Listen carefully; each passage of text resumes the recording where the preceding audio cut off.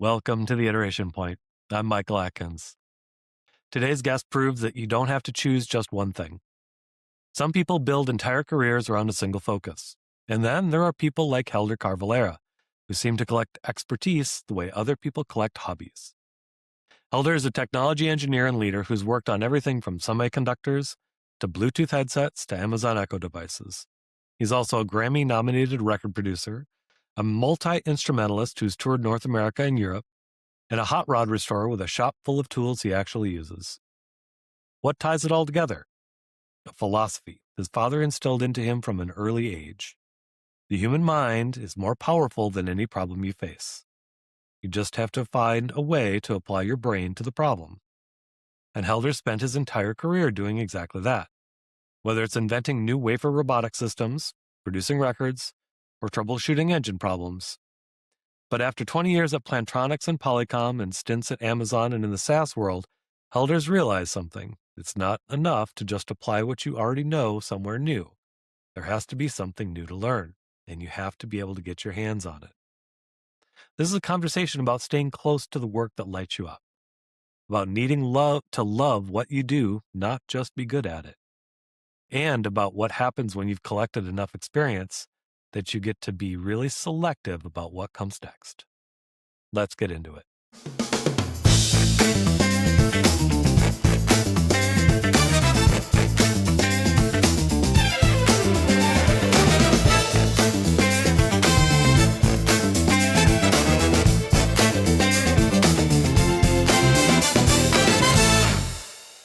I want to welcome to the podcast today, Helder. Really excited for you to be on here and excited to introduce you to the audience and to our listeners. So if you don't mind giving us a brief introduction and tell us about your journey. All right. Okay. So I'm Helder Carvalheira, actually, more precisely. And I am, if someone were to describe me, I guess I'm a technology developer, engineer, and manager and leader and program manager and all of that. I'm a technology developer who is also a passionate musician and record producer who's also a hot rod restorer. So I like a lot of stuff. I guess that's probably the best way to put it. And maybe just a little bit about my journey and how I got here. So I grew up in an environment where learning and experimentation was kind of the norm. It was kind of drilled into me by my father, who he came from the merchant marine. He worked in engine rooms of ships. He loved airplanes, loved anything mechanical, and instilled all of that experimentation and also the tenacity to go after a problem and to understand that the human mind is far more powerful than any problem that you've got that you face. You know, there's that the brain is better than the problem. Okay. All you have to do is find the way to apply the brain to the problem. And that's something that I've instilled in my life and instilled in my kids' lives for that matter. We can solve any problem. All we have to do is put our minds to it, right? And we really can. Think about the history of the world. This is very, very true. So anyway, so that was sort of a fundamental element. It was very, very easy and natural for me to move into a technical career in engineering. Started out as a manufacturing engineer in semiconductor equipment. And this was specifically electron beam lithography gear. And so, working on mask generation equipment, reticle generation, even direct ride equipment, and working on all kinds of, first as a manufacturing engineer, and all kinds of technologies there, laser, high vacuum, electron beam, precision mechanical, you name it.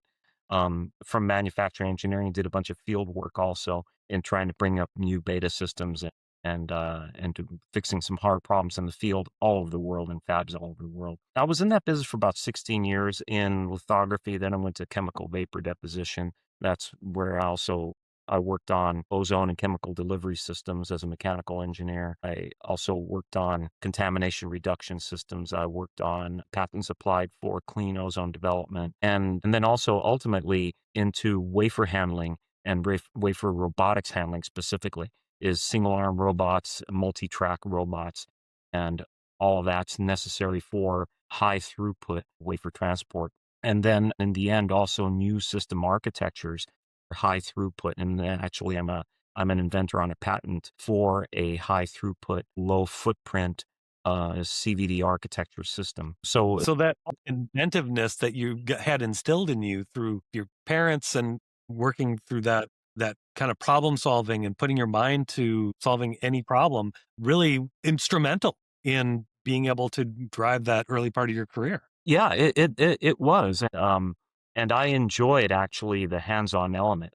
I started, I started a wafer robotics transport group. I started a systems engineering group, and, when I got out of the business, I was director of systems engineering at that point. What I really loved was having my toolbox. I really loved having the toolbox and really being able to get in and really understand the technical element of what we were doing to be able to calculate and model these systems. And I used lots of software to figure out how to model many different elements of these systems. And at about the time of the 300 millimeter uh, wafer transition, I got out of the business and I really wanted to go into something completely different because that was B2B technology. I wanted to try consumer. So I ended up going to consumer electronics, working on headsets. And so I was with Plantronics and Polycom for over 20 years and started out there as one of the first Bluetooth program managers, first Bluetooth devices in the world. So right at the front end of Bluetooth, worked through all kinds of internal startups and for all kinds of different communication devices, head of program management, head of engineering, head of program management and engineering.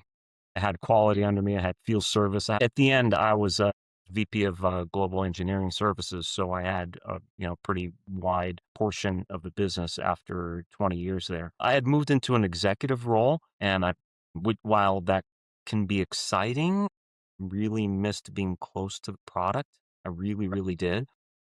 Doing I that ended up troubleshooting that and figuring out the solutions to the Right, problem. yeah, exactly. The solutions, the troubleshooting I was doing was more on the business end, was like, how do we start a design center in China? How do we expand a design center in Mexico or start one there? How do I get these new supplier relationships going, in the consumer electronics space? It was different, right? And I really wanted to get a little closer to the product. Ended up leaving there, and then I went to Amazon Devices, Lab 126, for about 3.5 years working on development process and development strategies for the Echo product lines for, touched on Fire TV, touched on Kindles and Fire tablets and working on those. And I gotta tell you, I thoroughly enjoyed my time at Amazon. I mean, it's a challenging environment in a good way. Working with a lot of really smart people there. My leaders there, I think I was really fortunate. I was in a good part of the company there. I thoroughly enjoyed that. I was going to ask you about that because it seems like the common thread that I'm hearing from a lot of the people that I've been talking to is it's as important for the satisfaction that we get out of our jobs. It's as important in terms of what we're doing, who doing it with, right? Like the quality of the people that you're engaging with on a day-to-day basis makes Yes. or breaks a place for a lot of folks. It really does. I was at Plantronics for this long because of the great environment and the great people we had there. And when I went to Amazon, I was a little iffy about how it was going to be. Some of the smartest people I've worked with in my entire career, not just one or two, but all of them. It was really phenomenal. I enjoyed it a lot. I ended up leaving there because I had this nice shiny opportunity to go work on SaaS software, Michael, as you may know. Yes. And it was something I hadn't done before. I spent my whole career really working on hardware, and I wanted to go explore the software element. And in a different business, in a business that was in the midst of transition. So there seemed to be a lot of good there for me to learn. And I did learn some, but I felt that I was still a little bit far from the product.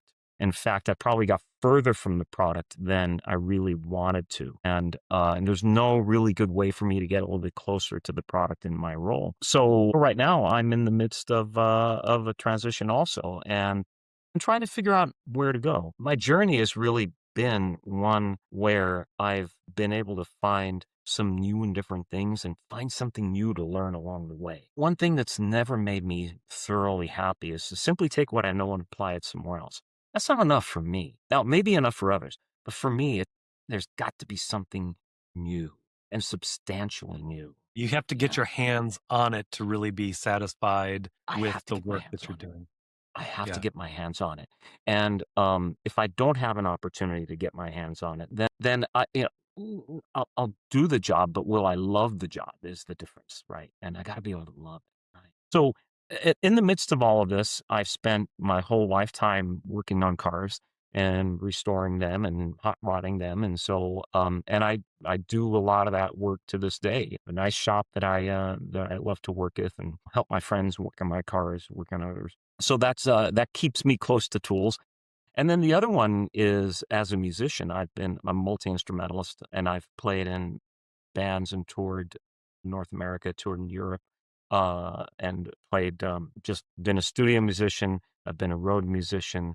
I continue to be a working musician now, soon to go back into the studio and do some more work in the studios. Songwriter, Grammy nominated also for a record that I produced a few years back. When I'm going back with that artist again, and we're going to start working on another record as well. So I've been in and out of professional studios since the '80s, and so I've got you know um, I've got many, many, many recording projects under my belt, many releases and commercial releases over the years. So all that kind of factors in. One of the reasons I love being at Plantronics is audio, and there's a lot of commonality between those two. Uh, absolutely. so I'm sort of at a point where you know my next move, whatever it is, I gotta love it, And you've and got that enough interests and varied interests and experience across so many different things yeah. that you've got a lot of different potential paths in front of you. Yeah, yeah. And, I'm not I've been reading a couple books on the history of, semiconductors, and the time I spent there, which is 16 years, I spent 16 years there, and I'm super proud of that. When you think about well, let me back up a little bit. For me, one of the things that's also super important, not enough for me to love it, I need to know that what I do is having an impact on the around me, impact on people, on individuals, or even a large group of individuals, right? But it's gotta be able to make the world better somehow. And I look at the work, particularly what I did over in the semiconductor equipment. Geez, we were right in the midst of all these transitions, from 4-inch wafers to 6-inch, okay, to 8-inch to 12-inch, okay. And by the time I left, we were trying to push line widths of 180 nanometers. We started out like over a micron. I mean, it's just that was Very, very such Moore's law, right? And the whole completely. applicability of that. But you think about the world that we live in. Think about this that we're doing right now. This call, this podcast, this video, this audio, enabled by all of that. And I think that is something that we all should aspire to do is how can you go and be and and have one little piece, have that one hand that's helping to push that train forward. Yes, it's a train, right? You could put one hand and there's, tens of thousands of other people who have their hands on it. But if you have your hand in pushing forward something that is going to change the world, it's one of the best things that you can do. And if you can I love it agree. at the same time, it's magical. Yeah. If you And get I all think the those, key it's thing, magical. right, is making sure you're pushing the right train, right? That's and which train do you want to focus on? Because there's so many different opportunities and there's so much potential within each of us. Yeah. And only so much time, right? Like time is a limiting factor for everybody here. It it really is. Every time I look in the mirror, I see gray hair. So hey, Me yeah, too. time is absolutely a limiting factor. But you're right. What are the things that you want to push towards? Right, that you want to help them. Obviously, AI is a major one right now. Not the only one, but a major one that's arguably as big or bigger than the internet, even in terms of its impact on humanity. I mean, Got the potential for that impact, I think. potential, the Both potential for that. positive and negative, right? I mean, we certainly hear a lot of stories about people that are going through transition because of AI impacting their workplace. And Yeah, it's when you think absolutely true. about how can we responsibly use these new tools to accelerate the train that we're trying to push, right? But not leave anybody behind or heaven forbid have the train roll over them.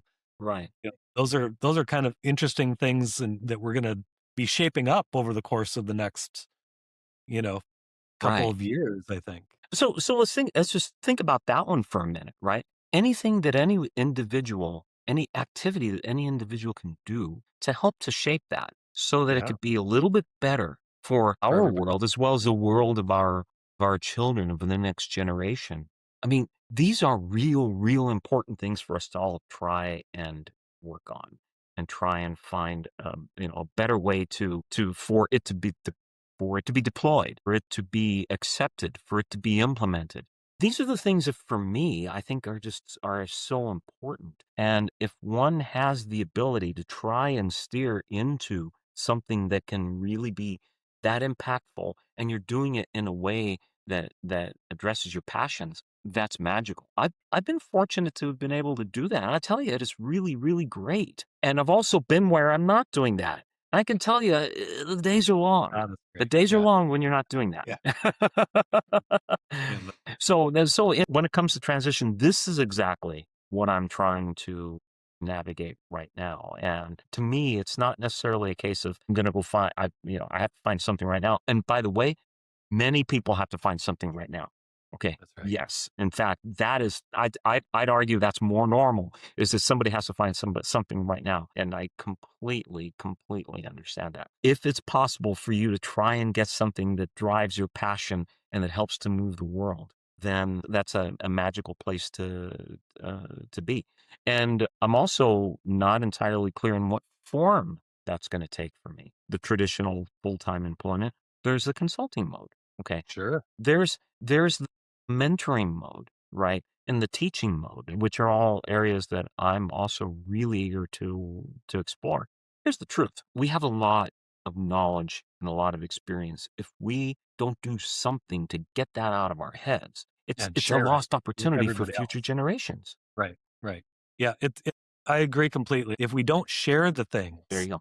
with other people and our knowledge and our thoughts and our helping each other guide, the next generation through this collective experience called humanity, then it's not adding that value. So I think Absolutely that's true. important to keep in Yeah, mind. one of the things that I did on the side several years back, I was on the board of directors. In fact, I was treasurer also for a while of Santa Cruz Works, which is a local tech incubator here in Santa Cruz, California. We were aligned at the time with UC Santa Cruz and helping to dispense and guide the grants that were funded for research through UC Santa Cruz. And what was coming out of some of these grants were these startup opportunities from students, entrepreneurial opportunities from students that to start to pursue technologies, to productize them.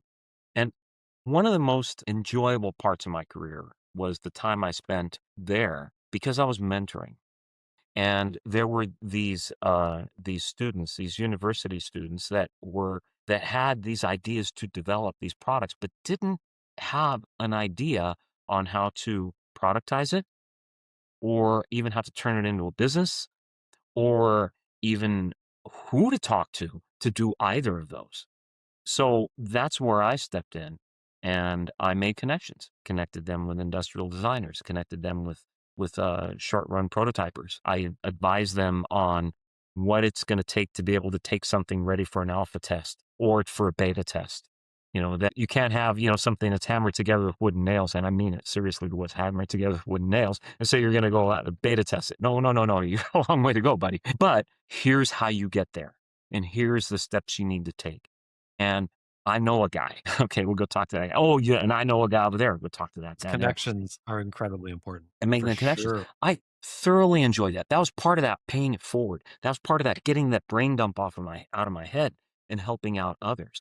That was a kick in the pants, man. I really enjoyed that. I really Yeah. enjoyed it. And so if money were no object, is that the kind of thing that you would want to be, that Yeah, you could see yourself doing? Is that part of your absolutely. vision? Yeah. I can. And I've been talking with some folks, even just as recently as last week, on those sorts of opportunities of being of helping some of these startup or starting companies or entrepreneurial ideas. When someone has an idea and they don't have anywhere, they have no idea where to turn. Well, I got a career's full of connections. If you want to get something made, I know who to talk to. And so these are the things. Yes, that's That's probably the most fun thing I can think of, and if it's I can see something that's that kinda actually light the helping fire in oh, you yeah, you see as that, huh? well. Yeah. And if it's something that happens to really, be critical for the world, changing the world somehow, that'll be fantastic. One that I worked with was a water management startup, and I won't get into too many details beyond that, but think about the problem that we have as a human race with water. It's massive. You can't live without it. Yet, in many places of the world, we're starting to live without it, okay? Water management, how to actually do it right is a huge thing going forward, right? And honestly, for my future generations, I hope they have enough water for them to be able to live the way that we live, right? So it's important for us to go tackle. That's just one. That didn't even talk about AI. I wasn't even talking about clean energy. I wasn't even talking about medical. I mean, just water. There's one right there. Get that right, and you save the world, right? Well, and the challenge right now is, of course, cooling centers use a ton of water Hmm. or AI for cooling the data centers and the environmental impact. It's really interesting. I had a conversation the other day with somebody about, the pitch to use AI to help solve our environmental problems ignores the fact that AI is contributing to the environmental problems. Maybe there's a force multiplier there. Maybe there's some logarithmic scale of getting the solutions, accelerates faster than the environmental impact at some point. But yeah, it's a tremendous opportunity and I would say risk at the same time. And we You really see, don't, just because we don't really know what the impact is going to be. yeah, reminds me of a conversation I had with a good friend of mine just tail end of last week. We were talking about electric cars, right? And uh, he was very skeptical about electric cars because of the entire supply chain and development Sure. chain of an electric car. That is it truly clean? My point, and here was my Yeah, argument. yeah. Exactly. So here's my argument to it. Now, I'm not saying I'm right. I'm saying this is my perspective. Okay. Yes, you are right. The data shows everything that you're saying. But what's the alternative? Do nothing? No. And in fact, maybe we don't look as electric cars as the end state, but rather a step that helps us on some other path that will ultimately be able to solve the rest of that supply chain problem. So it's Well, not a case of right. don't do anything because it's not perfect. Take a step because then you'll learn from that and go to the next one. Yeah, the electric cars that we have being even made today are not the same. They don't have the same environmental impact that the ones 10 years ago had when they were A being very good point. manufactured. And Very the good point. technology increases, the research and development these companies are putting into solving these problems doesn't happen unless you start with the first in, the Nissan Leafs and the, early Teslas. And it Exactly. has to ramp up from there because, you're not going to start out at perfect. So don't Right. let don't let that get in the way of some progress. Yeah. Don't let the perfect get in the way of the good. Yeah, Yeah, exactly. that's ultimately what it is. But you're absolutely right, Michael, and that's exactly my point here is no, this is not the end state. It's a step. Right. And it's And the by the same for way, AI. the more we time and effort we spend there, and then we're just using this just an example, by the way. More time and Yeah, effort yeah, we of course. spend there to try and address these. And let's just talk about batteries for a second. What about these solid state batteries? What about these new battery technologies that within a few years they're going to become mainstream and they and the energy potential in these is enormous compared to what we have today. And could that change the balance of the contamination that by the supply chain or the development chain? That's right. It could. It could. But to do nothing is not the right answer. Right? That's right. So I think that there's so many of these sorts of problems for us to solve. To me, do nothing is not the answer. Okay. Someone else may have a different answer. And I respect that. But to me, do nothing's not an answer. I agree. I agree. I think, we have a lot of opportunities in front of us, right? And in every case. And I think it's again putting the weight behind the right train to be able to know that this is where we want progress to go. And, not trying to go back in time and pretend like future, this timeline doesn't exist. We have the problems that we have, so let's work on solving them, right? Right. And try and make some progress and try and make the world a little bit better. I love that you brought that up because that is so important to me. in, when I'm looking at my next opportunities, I really want to make sure that I'm lending my expertise and my knowledge to an organization that's doing something that I can really get behind and feel good about, and working with a team that is energizing me as well, right? Like, those are all the Absolutely. factors that kind of go into making the decision about who to work with. Yeah, yeah. And so that really resonated with me, and I think a lot of our listeners will probably feel the same way. Yeah, yeah, that's these are sort of underpinnings for me and why meh, it's okay, I'll And take a little time and figure it. yeah, you take the time and you do the other stuff that energizes you. You've got the Mhm. music and you've got the hot rods, like, and those are Yeah. all great ways of staying connected to community and being engaged and passing on knowledge as well, right? And Mhm. all that kind of stuff. Absolutely. That's fantastic. Absolutely. But if so if someone wanted to avail themselves of all this expertise that Helder that you have, what would be the best way to get in contact with you? Just ping me on LinkedIn, okay? Okay. And there probably aren't a whole lot of Helder Carvalheiras on LinkedIn. Maybe, Yeah. but I'll put a I link don't. in the show notes as well to get to Actually, you that'd be directly. great, yeah. Yeah. And, just ping me on LinkedIn. I'm checking it regularly and love to talk, even if it's just a chat. And by the way, even if it's just to share, you know? I mean, I'm happy to share whatever, happy to have a conversation. Just that alone. Hey, if I've got some information that can help somebody, I'll help. That's it. Let's That's talk. a beautiful thing. That's really great, and that's one of the reasons why I started this, right? Mhm. Was in order to connect people and broaden the network effect and, get people in connection with each other. Yeah, yeah. So, yeah, I personally you know, very grateful to have been able to work with you, and know Me what you're too. all the stuff that you're capable of, and yeah, I know that anybody else that avails themselves of that will be as lucky as I was.